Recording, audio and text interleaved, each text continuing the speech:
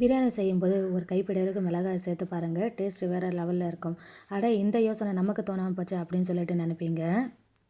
ஒரு கைப்பிடி அளவுக்கு மிளகாய் பார்த்தீங்கன்னா 1 மணி நேரத்துக்கு முன்னாடியே இந்த மாதிரி பார்த்தீங்கன்னா ஊற வச்சுருங்க. நான் இன்றைக்கி மட்டன் தான் எடுத்திருக்கேன். மட்டன் வேக வைக்கும் போதே பார்த்தீங்கன்னா 1 டேபிள் ஸ்பூன் அளவுக்கு இஞ்சி பூண்டு பேஸ்ட்டு சேர்த்துக்குங்க. சேர்த்துட்டு இது கூட பார்த்தீங்கன்னா கொஞ்சம் போல் கல் உப்பு சேர்த்துக்குங்க. சேர்த்துட்டு கொஞ்சம் போல் தண்ணி சேர்த்துட்டு வேக வச்சு எடுத்துக்கோங்க மட்டன்.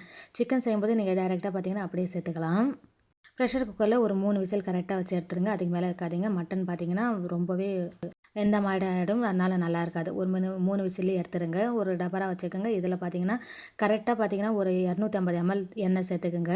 இந்த மெஷர்மெண்ட் எல்லாம் பார்த்தீங்கன்னா 1 கிலோ பிரியாணிக்கு நான் சொல்லியிருக்கேன். பட்டை, லவங்கம், ஏலக்காய் 3 சேர்த்து ஒரு 15 கிராம் அளவுக்கு சேர்த்துக்குங்க. வெங்காயம் 400 கிராம் அளவுக்கு சேர்த்துக்குங்க. சேர்த்து நல்லாவே பார்த்தீங்கன்னா வதக்கி விட்டுக்குங்க.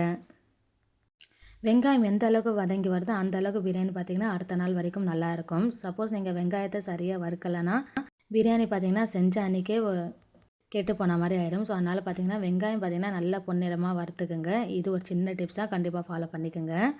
வெங்காயம் சீக்கிரமாக வதங்கி வரத்துக்கு ஒரு தட்டு போட்டு மூடி விட்டுருங்க. சட்டுன்னு ப்ரௌன் கலரில் வெங்காயம் பார்த்தீங்கன்னா மாறிடும். ரொம்ப அதிக நேரம் அடுப்புக்கிட்ட நின்று இந்த வெங்காயத்தை வதங்கணுன்ற அவசியம் இருக்காது. இப்போ தான் வெங்காயம் பார்த்தீங்கன்னா கண்ணாடி பதம் அளவுக்கு வந்திருக்கு. மறுபடியும் பார்த்தீங்கன்னா தட்டுப்பட்டு மூட போகிறேன். மூடிட்டு உங்களுக்கு காமிக்கிறேன் வெங்காயம் நல்லா எந்த அளவுக்கு பொன்னிறமாக வந்திருக்குன்னு சொல்லி பாருங்கள். இந்த அளவுக்கு வெங்காயத்தை பார்த்தீங்கன்னா நல்லா பொன்னிறமாக வறுத்து எடுத்துக்குங்க. வெங்காயம் இந்த அளவுக்கு வறுத்து எடுத்தோடனே பார்த்தீங்கன்னா இதில் சரியாக 350 கிராம் அளவுக்கு தக்காளி சேர்த்துக்குங்க. தக்காளியும் சேர்த்து நல்லா குழைவாக பார்த்தீங்கன்னா வேக வச்சு எடுத்துக்குங்க.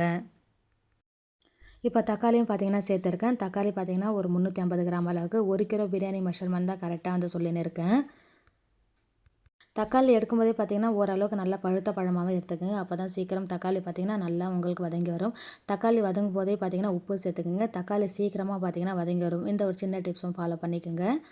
இது ஒரு பக்கம் ஆயினம் இருக்கட்டும். இன்னொரு பக்கம் பார்த்தீங்கன்னா அரிசி வடிக்கிறதுக்கு தண்ணி வச்சிடலாம். தண்ணி பார்த்தீங்கன்னா நல்லா கொதி வரணும். இந்த பிரியாணி பார்த்தீங்கன்னா ஜீரக சம்பாவில் தான் செய்யணும் கண்டிப்பாக. நம்ம செய்ய ஆரம்பிக்கிறதுக்கு ஒரு 10 நிமிஷம் முன்னாடி நீங்கள் அரிசியை ஊற வச்சா போதும். ரொம்ப அதிக நேரம் ஊற வச்சிடாதீங்க. அதே மாதிரி இந்த பிரியாணிக்கு பார்த்தீங்கன்னா இப்போ வெங்காயம் தக்காளி ரெண்டுமே நல்லா வதங்கி வருது. இதில் பார்த்தீங்கன்னா இஞ்சி பூண்டு பேஸ்ட் பார்த்தீங்கன்னா தனித்தனியாக அரைச்சி சேர்த்துக்குங்க. நான் இன்றைக்கி 100 கிராம் அளவுக்கு இஞ்சி, அதே மாதிரி பார்த்தீங்கன்னா 50 கிராம் அளவுக்கு நான் பூண்டு சேர்த்துருக்கேன். இந்த பிரியாணிக்கு இந்த மாதிரி தான் தனித்தனியாக பார்த்தீங்கன்னா அரைச்சி சேர்க்கணும். இஞ்சி பூண்டு பேஸ்ட்டோடைய பச்சை வாசனை போகணும். அந்த அளவுக்கு பார்த்தீங்கன்னா இதை நல்லா பார்த்தீங்கன்னா வதக்கி விடுங்க. இதில் கண்டிப்பாக மிளகாய் பொடியை பார்த்தீங்கன்னா சேர்க்க போகிறதில்ல. நம்ம ஊற வச்சுருக்கோம் இல்லைங்களா மிளகாய், அதை தான் நம்ம வந்து அரைச்சி வந்து சேர்க்க போகிறோம்.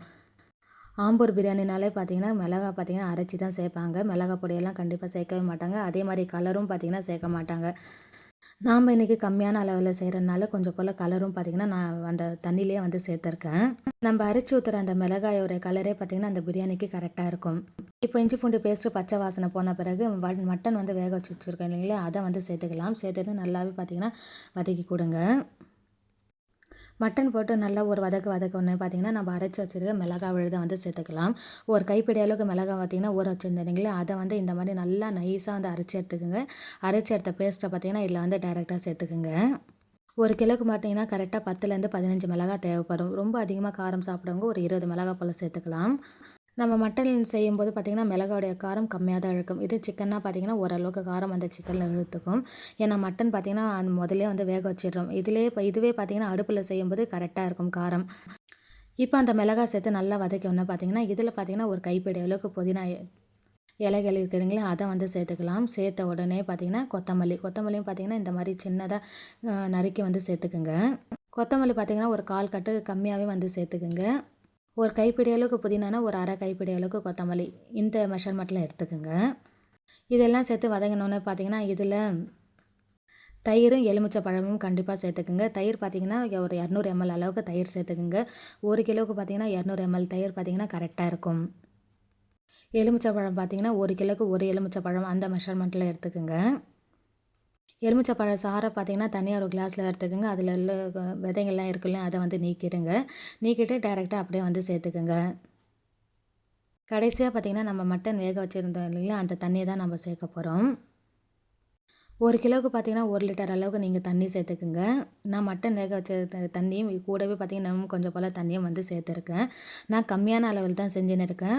நீங்கள் செய்யும்போது பார்த்திங்கன்னா நான் சொல்கிற மெஷர்மெண்ட்டில் 1 கிலோவுக்கு பார்த்திங்கன்னா கரெக்டான அளவுகளில் எடுத்துக்கோங்க. கரெக்டாக ஆம்பூர் பிரியாணியும் சூப்பராகவே கிடைக்கும். மட்டன் வேக வச்சிருக்கிற அந்த தண்ணியும் சேர்த்துட்டு, எலுமிச்சப்பழம் சாறு எடுத்துருக்கேன் இல்லைங்களா, அதுவும் வந்து சேர்த்துக்கலாம். சேர்த்துட்டு ஒரு மூடி போட்டு அப்படியே மூடி விட்டுருங்க. அந்த மசாலால அந்த மட்டன்லாம் சேர்த்துருக்கோம் இல்லைங்களா, ஒண்ணு போல வரும். அதாவது அந்த எண்ணெய் பார்த்தீங்கன்னா நல்லா பிரிஞ்சு வரும். அந்த அளவுக்கு இத பார்த்தீங்கன்னா மூடி விட்டுருங்க, மூடி போட்டு. அதன் பிறகு நம்ம அரிசிய வந்து அந்த கொதிக்கிற தண்ணியில சேர்த்து வடிகட்டி இதில வந்து சேர்த்து தம்முக்கு விட வேண்டியது தான். உப்பு வந்து கரெக்ட்டா செக் பண்ணிக்கோங்க. சப்போஸ் உங்களுக்கு உப்பு கம்மியா இருந்துச்சுன்னா, இன்னமும் கொஞ்சம் போல உப்பு சேர்த்துக்கங்க. எனக்கு கொஞ்சம் உப்பு கம்மியா இருக்கிற மாரி இருந்தது. மறுபடியும் கொஞ்சம் போல பார்த்தீங்கன்னா, உப்பு சேர்த்துருக்கேன்.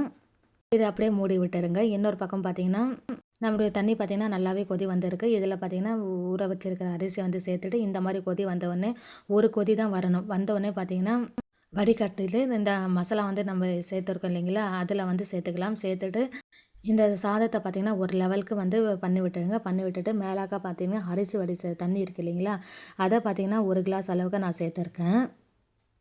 எப்பவுமே ஜீரக சம்பால பிரியாணி செய்யும்போது இதனுடைய பதம் பார்த்தீங்கன்னா, ரொம்ப ரொம்ப முக்கியம். ஏன்னா பாசுமதியிலயும் பார்த்தீங்கன்னா, நம்ம எப்படி நினைக்கிறோமோ அந்த மாரி வந்து சாதம் வந்து எடுத்துடலாம். ஆனா ஜீரக சம்பால அந்த மாரி முடியாது. நம்ம செய்ற ஒவ்வொரு மெஷர்மெண்ட்டும் கரெக்ட்டா வந்தா தான் ஜீரக சம்பா மட்டன் பிரியாணி பார்த்தீங்கன்னா, கரெக்ட்டான லெவல்ல வரும். 1 கிளாஸ் அளவுக்கு நான் தண்ணி சேர்த்துருக்கேன். தண்ணி சேர்த்துட்டு மூடி போட்டு அத அப்படியே தம்க்கு விட வேண்டியது தான். கீழ ஒரு கல் ஒண்ணு வச்சிருக்கேன், தோசை கல்லு. அதுக்கு நடுவுல பார்த்தீங்கன்னா, பிரியாணி டபரா வச்சது. இதுக்கு மேல பார்த்தீங்கன்னா, தண்ணி வடிச்சோம் இல்லைங்களா, அந்த கொதிக்கிற தண்ணி, கஞ்சி தண்ணி தான் மேல வச்சிருக்கேன். கரெக்ட்டா ஒரு 20 நிமிஷம் அப்படியே தம்க்கு விட்டு எடுத்தீங்கன்னா, ஜீரக சம்பா மட்டன் பிரியாணி, அதுவும் ஆம்பூர் பிரியாணி பார்த்தீங்கன்னா, பர்ஃபெக்ட்டா ரெடி ஆயிடும். இத கடைகள்ல காசு குடுத்து வெளிய போய் சாப்பிடுறத விட, வீட்லயே பார்த்தீங்கன்னா, சுலபமா இந்த மாரி வந்து நாமளே வந்து செஞ்சு குடுத்துடலாம். இதனுடைய அளவுகள் மட்டும் நம்ம கரெக்ட்டா செஞ்சாலே போதும். அப்படியே பர்ஃபெக்ட்டா நமக்கு பிரியாணி கிடைக்கும். தம்மு உடைக்கும்போது இந்த மாரி மசாலாவும், அந்த சாதமும் பார்த்தீங்கன்னா, ஒண்ணு போல வர மாரி இந்த மாரி வந்து கிளறி குடுங்க. நான் வீடியோக்காக பார்த்தீங்கன்னா, இந்த சூட்டோட சூடா பார்த்தீங்கன்னா, இந்த தம்ம வந்து உடைச்சிருக்கேன். நீங்க வீட்ல செய்யும்போது பார்த்தீங்கன்னா, தம்க்கு விட்டு ஒரு 1/2 மணி நேரம் கழிச்சு, அதன் பிறகு இந்த மாரி கலந்து விடுங்க. நம்மளுடைய ஆம்பூர் மட்டன் பிரியாணி சூப்பரா ரெடி ஆயிரும். கண்டிப்பா இந்த மாரி டிப்ஸ ஃபாலோ பண்ணி செஞ்சு பாருங்க.